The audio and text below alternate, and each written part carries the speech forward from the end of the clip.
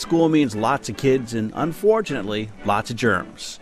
But this 1940s audio-visual gem was designed to keep the common cold and other airborne diseases in check. This is Joan, getting ready for school. Joan learned at school that it's important to choose the right clothes on a cold day. The temperature is 40, too cold for just a coat. She will need her snowsuit if she wishes to keep well for the Dutch festival. And this is Jim, Joan's brother. They choose wraps to keep all of their body warm. Jim's friend George is eating an apple as he waits for them. That is a wise no thank you, Joan. Never share another's food. George has forgotten something that helps keep him clean. It's lucky for George that Joan has an extra tissue to lend him. Some children learn to jump or go around puddles, but George wades right into trouble because he forgot his galoshes. This is Miss May, Joan's teacher. George and Joan are glad to be in school. The children are getting ready for their Dutch festival. George, you forgot something more important than your handkerchief. You forgot to cover your sneeze, and cold germs travel on your sneeze or cough, you know. Why, cold germs can fly farther than Miss May can blow the feather. Cold germs can fly 8 feet to another child's nose, hand, or food. People who put fingers into their mouths make it easy for cold germs to come to them. No, not that way, George. Blow your nose gently, without pressing the opening of the nostrils closed. That's better. Oh, and your feet are wet. It's easy to catch cold when your body is chilly. You'd better go and see the school nurse. She'll help you. Joan's mother visits school to plan a health program. Mother and teacher check Joan's health habits. They plan better health practices for home and school. At school, Joan's committee keeps the washroom attractive with soap sponges, brushes, and signs. Others keep the closets neat with boxes for rubbers and hangers for clothes. Another records the temperature and tells us when we need heat or fresh air. One group keeps large drawing pencils scrubbed ready for use. Thank you for some grand ideas, Miss May. I'm going to visit school again some afternoon when I call for Joan. May I? Do come often. It is good for teachers and children to have parents visit school. Next morning, Joan's mother is inspecting the health materials in her home. Each one in the family needs a separate towel and washcloth. Mother has one for Jim and another for Joan, each with his own name. Joan's father made a box for her to stand on. It's no fun washing if you have to stretch or can't see into the basin. And here are new cups. Each can have his own cup now. It prevents catching another's cold. Father has taught Joan to spit into the toilet, for spitting spreads disease. Here are the spoons for your cod liver oil, Joan. It's extra sunshine for us in winter and spring. You know, strong bodies can't always keep us from catching cold, but they help us resist a serious illness that may follow colds. Keep away from persons with colds, and keep your hands clean while you're eating. Jim must wash his hands after he pets his dog, but he won't have to go upstairs, as Father has arranged a washstand downstairs, so Jim will remember to wash. What's the trouble with Jim? He didn't like his breakfast, and he was restless as he slept. He's cross and tired this morning. His throat isn't very red, but his eyes look queer. He'd better stay home today so that Mother can watch him and keep him warm. She must sterilize his dishes by boiling them thoroughly in water. Joan's room at school is a busy place. In another room, the kindergarten children are getting ready for the kermesse. It's best to go to the toilet and wash hands first. The kermesse has started. Everyone is having a good time, while poor George stays in bed. His careless habits have made Jim miss the kermesse too, and Jim is restless in bed. Now he knows it pays to avoid people with colds.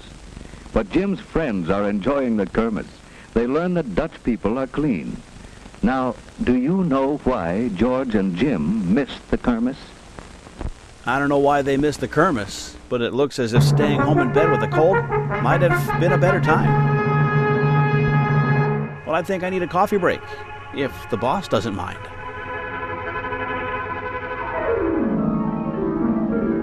We're not a big operation, Joe.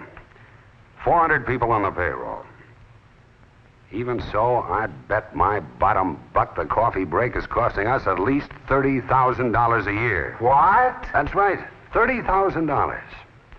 All that has to happen, and it does happen, is for half of our people to take an extra 10 minutes. A coffee break is almost an American institution. For the past 2 weeks, I've studied the coffee break habits of our people.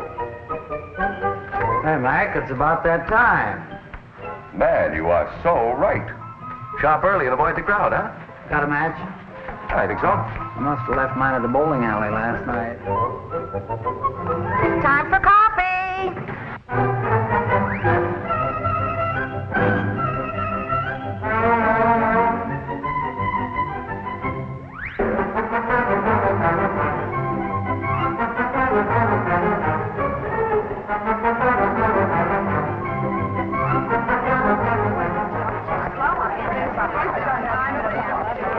Hey, Frankie boy, time to live it up. In a hurry? What's up? We gotta get this thing. I'll be through in a minute. Take your time.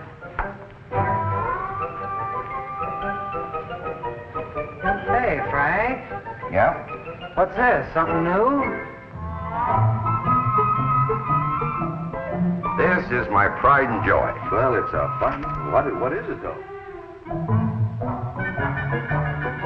Well, Al, you're the boss. We'll do whatever you say. However, I do think that there's a danger of losing sight of the worker's viewpoint. Okay, I go along with that. Well, Al, the average worker thinks of himself as being chained to a desk with mountains of work around him that never gets done.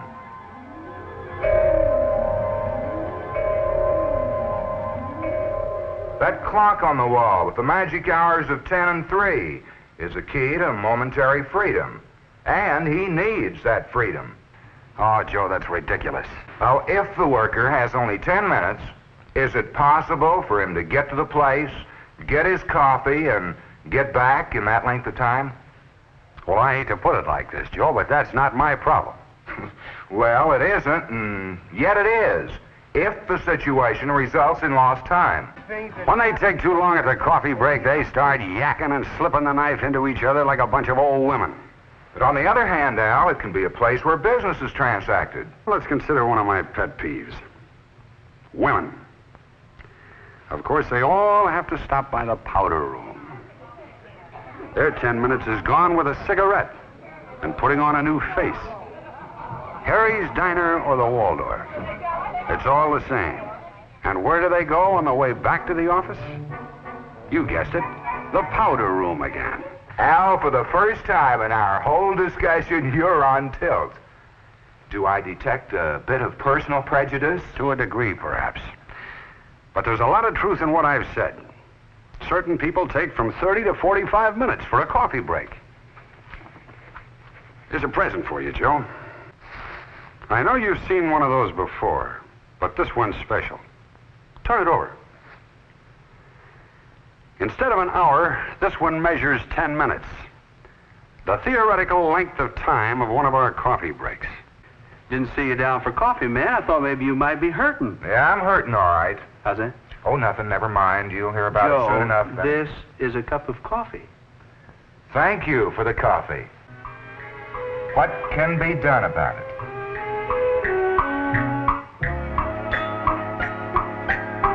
I don't know either, but I do know that if a boss talked that way about his female employees today, he'd be on a permanent coffee break. On to something a little less threatening now with a Castle Films production number from 1942. I don't want to walk without you, baby. Walk without my arm about you, baby. I thought the day you left me behind, I'd take a stroll and get you right off my mind, but now I find that I don't want to walk without the sunshine. Why'd you have to turn off all the sunshine? Oh, baby, please come back or you'll break my heart for me, 'cause I don't want to walk without you, no siree.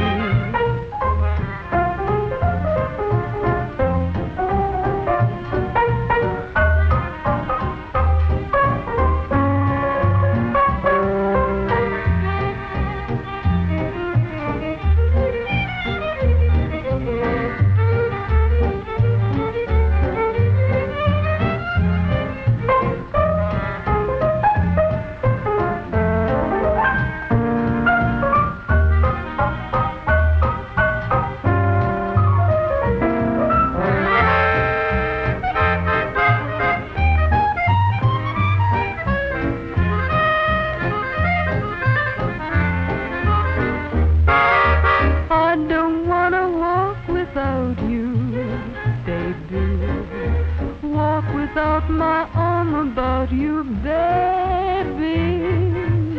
I thought the day you left me behind, I'd take a stroll and get you right off my mind. But now I find that I don't want to walk without the sunshine.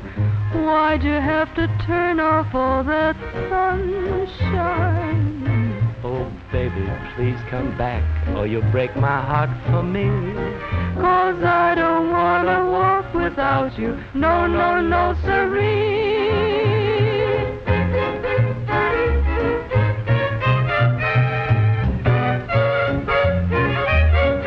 And now, the big finish. The following program is brought to you in living color on NBC.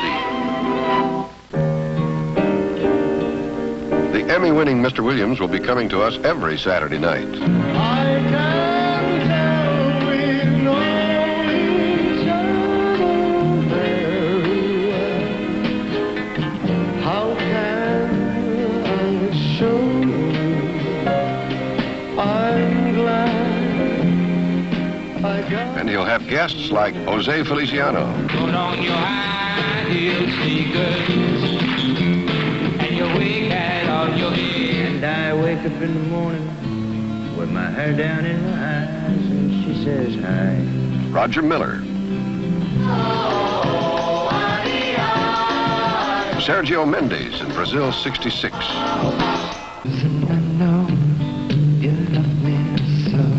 Donovan. I'd like to hear it in my ear. And Aretha Franklin. You were the man.